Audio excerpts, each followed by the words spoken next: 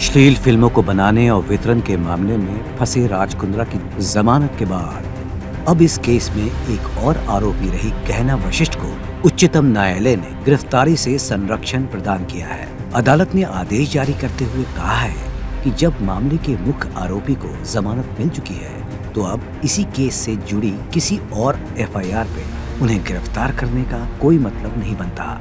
इसके साथ ही कोर्ट ने गहना को पुलिस के साथ जांच में सहयोग करने के निर्देश भी दिए हैं। यहाँ आपको याद दिला दें कि गहना वशिष्ठ पर पहले ही पॉर्न बनाने और उनको ऐप पर अपलोड करने के मामले में 2 एफआईआर दर्ज है। अब एक तीसरी एफआईआर दर्ज हुई है जिस पर गहना को गिरफ्तारी से राहत मिली है। वैसे गहना इससे पहले 133 दिन हिरासत में रह चुकी है। देखिए अदालत से राहत मिलने के बाद गहना ने अपनी खुशी जाहिर करते हुए क्या कहा।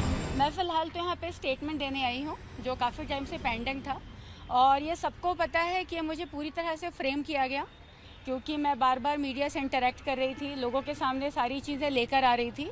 क्योंकि हो क्या रहा था कि ये लोग सिर्फ वन साइडेड खेल रहे थे, इनको जो मन में आ रहा था वो लिख रहे थे, जो मन में आ रहा था बोल रहे थे। तो बहुत ज़रूरी था कि मैं अपना पक्ष रखूँ। तो जब मैंने अपना पक्ष रखना शुरू किया, क्योंकि कॉन्स्टिट्यूशन में सबको हक है कि वो अपनी बातें रखें, तो मैंने अपना हक पूरी तरह से यूज़ किया। मैंने अपनी बातें रखी तो मुझ पर केस किया गया, पूरी तरह से मुझे फ्रेम किया गया। मेरे पास प्रॉपर प्रूफ है, मेरे पास प्रॉपर रॉ फुटेज है, सीबीआई के पास भी एक कॉपी है, मेरे पास भी एक कॉपी है। कौन लोग हैं वो, क्यों कर रहे हैं, कौन लोग? क्योंकि केस बहुत कमज़ोर है। जब आप कोई केस बना लेते हो आपको भी जवाब देना पड़ता है कि आपने केस क्यों बनाया है, क्योंकि आप भी किसी न किसी को आंसरेबल होते हो। आपके हिसाब से कॉन्स्टिट्यूशन नहीं चलता।